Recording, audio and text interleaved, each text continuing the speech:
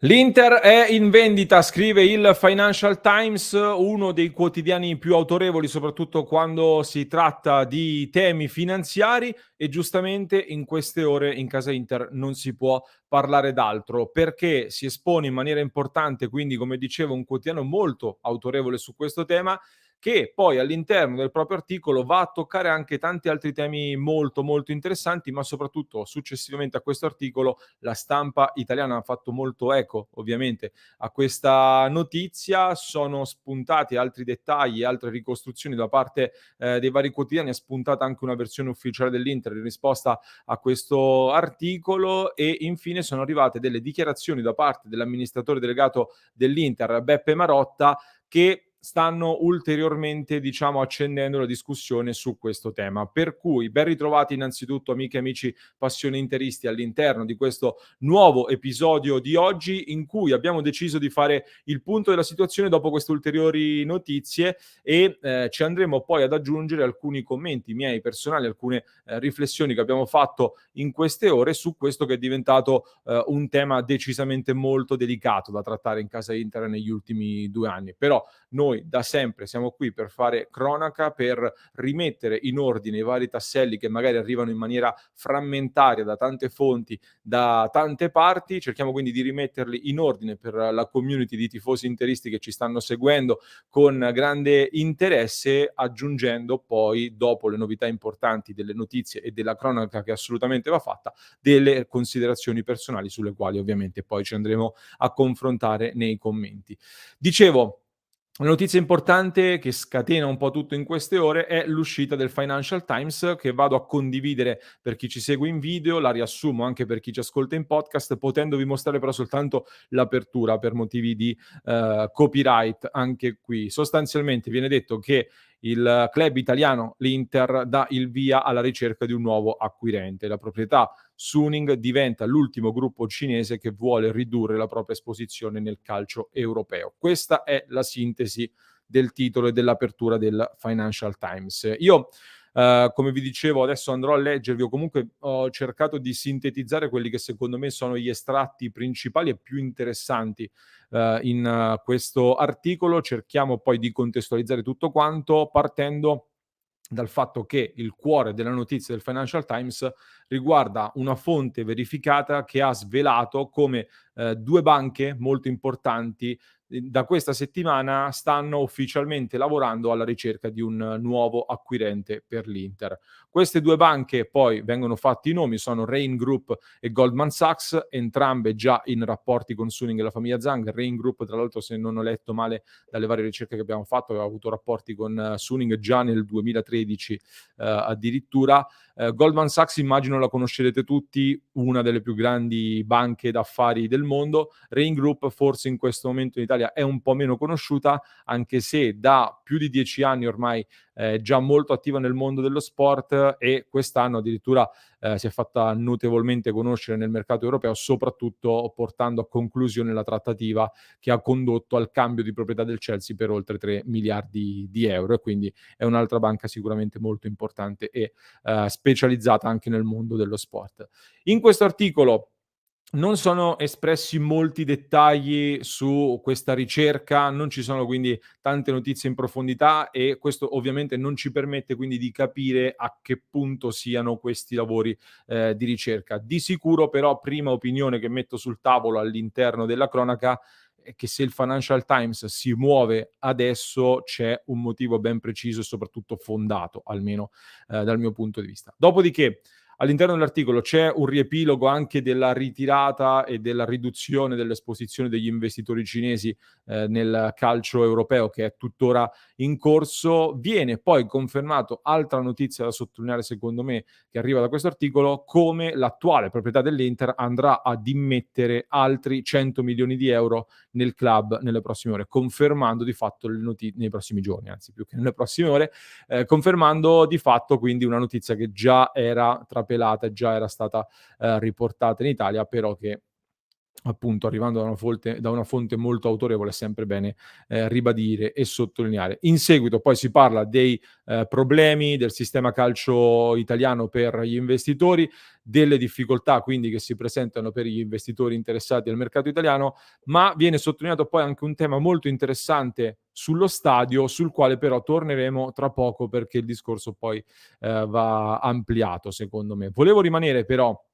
prima di parlare dello stadio, sulla notizia del Financial Times e il riflesso che ha avuto, in Italia, perché in seguito, a questa notizia è trapelata, come vi anticipavo in apertura, anche la posizione dell'Inter, non una posizione diramata tramite un comunicato ufficiale, però è stata fatta uscire una versione dell'Inter a questa notizia che è stata riportata anche, dalla Gazzetta dello Sport nelle scorse ore. In poche parole possiamo sintetizzare che l'Inter smentisce, di aver dato questo mandato per la cessione del club. Conferma però che ci sono dei colloqui in corso con diverse banche, tra cui anche Rain Group e Goldman Sachs, che però non avrebbero come oggetto la cessione della maggioranza del club, ma soltanto di una parte, quindi la vendita di alcune quote per individuare un ingresso, un partner di minoranza che possa affiancare l'attuale proprietà. Allo stesso tempo però la posizione che viene fatta trapelare ancora una volta è che se dovesse arrivare un'offerta da 1.200.000.000 €, questa famosa cifra che ormai è diventata la valutazione, quindi fatta dall'Inter, verrebbe presa in considerazione per vendere la maggioranza. Questa quindi è la linea, che trapela di fatto dall'Inter in risposta a questa notizia e a tutte le altre voci che sono circolate appunto di riflesso in queste ore. Nel frattempo vi dicevo che sono arrivate anche delle dichiarazioni dell'amministratore delegato dell'Inter Beppe Marotta, un Marotta che da dirigente competente, estremamente esperto quale è e lo conosciamo benissimo, ha, dribblato, diciamo così, queste voci, le domande che gli sono state fatte in occasione del Gran Galà del calcio a Milano, ma ha aggiunto un altro passaggio, una frase che ha spalancato a quelle che possiamo chiamare delle speculazioni, ma comunque che qualche riflessione la fa fare, perché Marotta, mi sono appuntato le dichiarazioni che vado a recuperare, eccoci qua, dice a proposito delle voci societarie: "È una situazione sopra la mia testa. Posso solo dire che la proprietà è molto vicina alla squadra e al club, ha sempre adempiuto ai propri obblighi finanziari, siamo una società oggi a posto con i pagamenti". Oltre a questo poi, in un altro spezzone di dichiarazioni rilasciate durante l'arco della serata, aggiunge Marotta: "Non possiamo che ringraziare la proprietà e nel corso degli anni la famiglia Zang ha profuso durante la propria gestione circa 800.000.000 €, non possiamo recriminare nulla". Questo ringraziare ha scatenato molti, molti commenti. Ehm, Questa quindi possiamo definirla la cronaca, con gli eventi di queste ore, a cui aggiungiamo anche, altre notizie che arrivano dai principali quotidiani sportivi e non solo, in Italia, ovvero è inevitabilmente partita adesso la caccia al possibile nuovo acquirente. Chi potrebbe essere il nuovo acquirente e soprattutto quali sono i fondi o le entità, diciamo, che si sono interessati, gli investitori meglio, che si sono interessati in questi giorni, in queste settimane, all'Inter. Al momento si sta parlando quindi di almeno 4 possibili investitori concretamente interessati, all'Inter. Adesso è una caccia ai nomi, come era successo anche per il Chelsea, visto che abbiamo parlato, di Rain Group, che francamente trovo anche superfluo adesso commentare ogni singola voce finché non si entra più nel vivo, almeno dal mio punto di vista. Si parla comunque soprattutto dagli Stati Uniti, ma non solo. Una precisazione importante però secondo me da fare riguarda una notizia su un potenziale acquirente dalla Svizzera, ovvero il famoso nonché molto ricco, Ernesto Bertarelli, imprenditore italiano ma con passaporto svizzero, da quello che leggevo è l'uomo con passaporto svizzero più ricco al mondo, molto conosciuto per Alinghi, se siete appassionati di vela. La notizia secondo me va precisata, perché da quello che leggo in giro è stato un po', travisato quello che ha riportato il giornalista Marco Barzaghi, nelle scorse ore. Barzaghi che ha spiegato, che da quello che gli risulta, secondo quello che risulta a lui, Bertarelli potrebbe essere il colosso a cui faceva riferimento il sito Calcio e Finanza quando qualche giorno fa aveva parlato appunto di un'offerta da parte di un colosso per il 100% dell'Inter. Quindi Calcio e Finanza qualche giorno fa riporta la notizia di un colosso pronto a fare un'offerta per il 100% dell'Inter senza fare il nome di questo colosso, Barzaghi spiega che quel nome potrebbe essere Bertarelli. Questo non significa che abbia detto Barzaghi che Bertarelli sta trattando l'Inter. Mi sembrava doveroso fare questa precisazione appunto per essere precisi con le varie notizie. Fatta la cronaca, date quindi gli eventi e le notizie, aggiungo alcune mie osservazioni personali, deduzioni varie, possiamo dire così, dalle varie notizie che stiamo riportando. Parto da una banalità, ovvero che personalmente questa volta, vista la portata dei quotidiani e delle notizie che stanno uscendo, ritengo plausibile oggi immaginare un cambio di proprietà a breve nell'Inter, contrariamente invece a tutto quello che è successo negli ultimi 2 anni. Dopo tantissime voci, tantissime indiscrezioni e molte invenzioni, ora che le cose stanno accadendo, va anche specificato che la materia è molto fluida ed in continua evoluzione, quindi è nostro dovere fare cronaca quando le cose accadono, non quando vengono raccontate. L'uscita del Financial Times in realtà non aggiunge niente di clamorosamente nuovo, nel senso che delle 2 banche Rain Group e Goldman Sachs si era già parlato anche in Italia, la stampa italiana c'era arrivata anche un po' prima magari su questa notizia, almeno i principali quotidiani di settore con qualche giorno di anticipo. Il fatto però che si sia esposto così un quotidiano così autorevole dà secondo me una certificazione in più e soprattutto può avere anche un secondo significato sotto. O che la trattativa per la cessione stia effettivamente entrando nelle fasi finali e quindi anche il Financial Times deve un po' recuperare terreno, diciamo così, su una notizia che non avevano ancora dato, oppure potrebbe esserci anche un tentativo, diciamo, mediatico di alzare l'attenzione su questa possibile trattativa, su questo grande club che sta cercando di attirare investitori proprio per tirar dentro altri possibili investitori interessati. Personalmente il secondo scenario non lo ritengo molto probabile, quindi sarei forse più per il primo o comunque a queste notizie e a tutto il resto aggiungo, come dicevo, anche le parole di Marotta che è stato molto diplomatico, ma quel ringraziamento alla proprietà anche a me ha fatto un po' pensare, o almeno capisco chi sopra ci ha voluto leggere un possibile messaggio di congedo, possiamo dire così.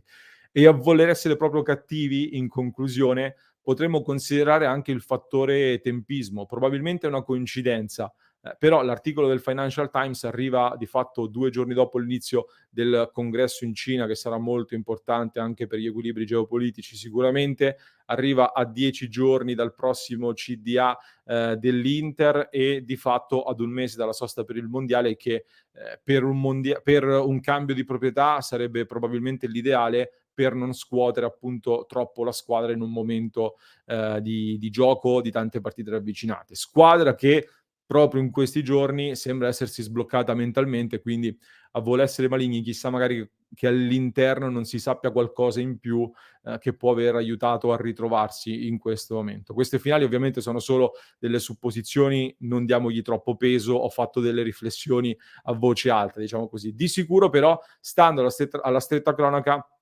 si intuisce che siamo in un momento molto, molto caldo. Anche perché anche il tema stadio nella trattativa per la cessione dell'Inter ha un peso ovviamente molto rilevante. Sta andando avanti in questi giorni il dibattito pubblico a Milano per il progetto del nuovo San Siro. Attenzione però a quello che scrive il Financial Times, come vi dicevo prima, che è molto interessante, perché nella parte finale dell'articolo che abbiamo analizzato poco fa, i giornalisti sottolineano come l'idea di uno stadio condiviso tra Inter e Milan venga vista come uno svantaggio per gli investitori perché avendo il doppio delle partite da giocare in un singolo stadio c'è poco spazio per andare ad ospitare altri eventi che sarebbero molto remunerativi e che porterebbero tanti soldi ad un club proprietario invece di un suo solo stadio. L'esempio è ad esempio quello del Tottenham o del Santiago Bernabéu dove si andranno a fare anche tanti altri eventi facendo avere un ritorno economico enorme. Quindi occhio agli sviluppi anche attorno al tema stadio nel giro di questo mese. Questo per il momento è tutto, era doveroso fare un punto della situazione, spero di essere stato chiaro quindi nel separare cronaca, opinioni, supposizioni, idee. Vi ricordo di iscrivervi al nostro canale se non l'avete ancora fatto per supportarci e non perdervi tutti i prossimi aggiornamenti e sviluppi. Vi lascio in descrizione, per chi ci sta ascoltando in podcast, il link per recuperare anche un nostro approfondimento post Inter Salernitana che secondo me è molto interessante e dovete recuperare. Ovviamente lo trovate in descrizione per chi ci ascolta in podcast. Per chi ci segue su YouTube invece il link è qui, vi basta cliccare e recuperate un altro video che va assolutamente visto.